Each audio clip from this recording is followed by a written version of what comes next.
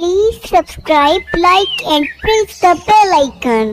जंगल में एक पेड़ पर कालू कौवा रहता था। वैसे तो कौवे बहुत ही आलसी होते हैं, लेकिन ये कौवा बहुत ही मेहनती था। दूसरे कौवों की तरह वे कौवा इधर उधर से दाने मांगकर नहीं खाता था, बल्कि खुद ही मेहनत करके अपना दाना ढूंढता था। उस कालू कौवे को बहुत ही बुरा लगता था कि और कौवे मेहनत नहीं करते हैं, इसीलिए जंगल के सारे पक्षी कौवों को बुरा समझते हैं। इसीलिए कालू कौवा ज्यादा मेहनत करके सभी पक्षियों को दिखाना चाहता था कि वे कौवे भी बुरे नहीं होते हैं। चलो भाई चलो कौवे, दूसरे कौवों की तरह यहाँ पर बैठे मत रहो, रोजाना की तरह मेहनत करके दाना जमा करो ताकि जंगल के सभी पक्षियों में तुम्हारी इज्जत बन जाए। फिर कालू कौवा उड़ता हुआ दाना ढूंढने चला जाता है। कालू कौवा खूब मेहनत करके दाना ढूंढता और फिर वापस अपने घोंसले में जाकर उसे आराम से खाता। अरे वाह कालू कौवे, ऐसे ही रोजाना मेहनत करता रहूंगा तो एक दिन मेरी इज्जत जरूर बनेगी। वैसे भी रोज सारे पक्षी मुझे देखते ही हैं कि मैं कितनी मेहनत करता हूँ। एक दिन जरूर मैं इन सब के दिल में अपनी जगह बना लूंगा। फिर ऐसे ही रोजाना कौवा दाना जमा करने जाता और वापस आके उसे खूब मजे ले लेकर खाता।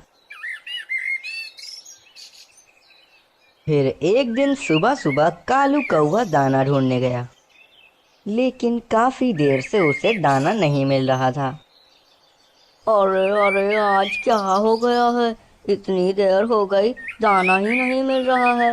बस अब मैं बहुत थक गया हूँ, अब जाकर कहीं आराम करता हूँ। तभी कौवे के मन में ख्याल आता है, अरे नहीं नहीं कालू कौवे, तुम आराम नहीं कर सकते। जिस तरह दूसरे पक्षी दाना ढूंढे बगैर आराम नहीं करते, तुम भी आराम नहीं करोगे। अगर तुम्हें इज्जत बनानी है तो तुम्हें मेहनत तो करनी ही पड़ेगी। चलो और आगे जाकर ढूंढता हूँ, आगे जरूर मुझे दाना मिल जाएगा। ऐसा कहकर कौवा उड़ता हुआ आगे चला जाता है। फिर कालू कौवा दाने की तलाश में उड़ता उड़ता अपने घोंसले से बहुत ही दूर आ गया था। तभी कालू कौवे की नजर जमीन पर पड़े कुछ दानों पर पड़ी। कालू कौवा झट से वहां जाकर बैठ गया।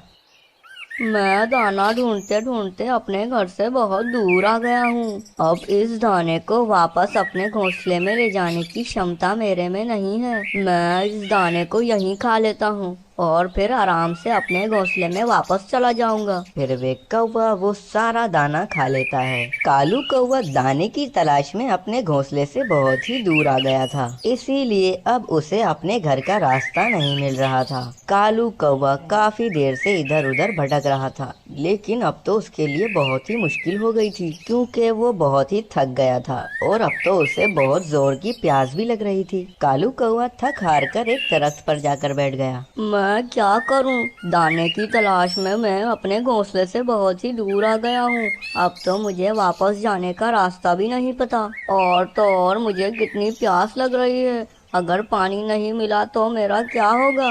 अब तो मुझ में और मेहनत करने की शक्ति बिल्कुल भी नहीं है, मैं उड़ भी नहीं पाऊंगा। चलो चलकर पहले कहीं पानी ढूंढ जाऊं, जभी जाकर मुझ में शक्ति आएगी। फिर कालू कौवा वहां से पानी ढूंढने के लिए निकलता है।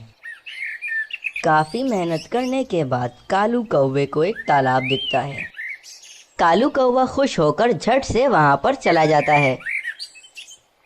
हाँ मजा ही आ गया, इतना सारा पानी, अब तो मैं खूब पानी पीऊंगा। जल्दी से मेरी प्यास बुझ जाए, फिर मैं अपना घर भी ढूंढ लूंगा। फिर जैसे ही कालू कौवा पानी पीने लगता है तो वहाँ पर मगरमच्छ आ जाता है। अरे कालू कौवे, तुम यहाँ से पानी नहीं पी सकते, ये तालाब सूख रहा है, हम इसी तालाब में रहते हैं। अगर आज हमने तुम्हें यहाँ से पानी पीने दिया तो कल को और पक्षी भी आकर यहाँ से पानी पिएंगे, फिर हमारा क्या होगा?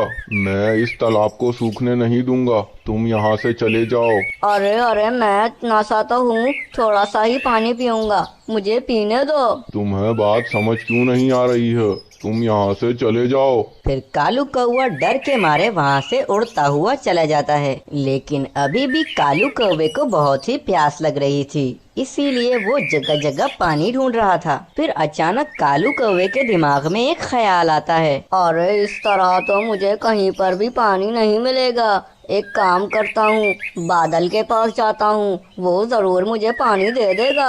उनके अंदर तो हमेशा पानी होता ही है, और तो और उनको तो वैसे भी पानी फेंकने का बहुत शौक होता है, तभी तो वो लोग अक्सर बारिश करते रहते हैं। फिर कालू कौवा उड़ता हुआ बादलों के पास जाता है। अरे बादल भाई मुझे बहुत प्यास लगी है, तुम मुझे थोड़ा सा पानी पिला दो। मुझे पता है तुम लोग हमेशा अपने अंदर थोड़ा थोड़ा पानी रखते हो। नहीं नहीं कौवे, मैं तुम्हें पानी नहीं पिला सकता। मुझे बारिश करने जाना है, इसीलिए मैं अपने अंदर पानी जमा करके रख रहा हूँ। तुम यहाँ से जाओ, मुझे परेशान मत करो। यहाँ पर भी कालू कौवे की बात नहीं बनती, इसीलिए कालू कौवा बगैर पानी पिए ही आखिरकार अपना घोंसला ढूंढ ही लेता है और वहाँ जाकर बैठ जाता है। लेकिन अब तो कालू कौवे की हालत बहुत ही खराब हो गई थी, उससे बहुत ज्यादा ही प्यास लग रही थी। और मैं क्या करूँ, अब तो मुझे मेरा घोंसला भी मिल गया है, लेकिन पानी नहीं मिला। मेरे को बहुत प्यास लग रही है। लगता है कि अब मुझे अपने तेज दिमाग का इस्तेमाल करना ही पड़ेगा। तभी कालू कौवा एक योजना बनाता है। वह उड़ता हुआ सभी पक्षियों के पास चला जाता है और वहां जाकर बेहोश होने का नाटक करता है। अरे अरे मुझे बचाओ, मैं मर जाऊंगा, मुझे बहुत प्यास लग रही है, अरे मुझे बचाओ। अरे अरे ये देखो कालू कौवे को क्या हो रहा है। अरे इसको बहुत प्यास लग रही है, ये मर जाएगा, जल्दी से इसे पानी पिलाओ। फिर वे पक्षी कालू कौवे को थोड़ा पानी देते हैं। फिर कालू कौवा वे पानी पी लेता है। पानी पीकर कौवे को आराम आ जाता है। अरे पक्षियों, तुम लोगों का बहुत बहुत शुक्रिया, तुम लोगों ने मुझे पानी पिलाया। इतना कहकर कालू कौवा वापस अपने घोंसले में चला जाता है। अरे वाह रे कालू कौवे, अब मुझे समझ आया, ऐसे ही सब पक्षी हम कौवों को चालाक नहीं कहते, हम लोग वाकई बहुत चालाक होते हैं। इस तरह वे कालू कौवा अपनी सूझबूझ से खूब सारा पानी पी लेता है।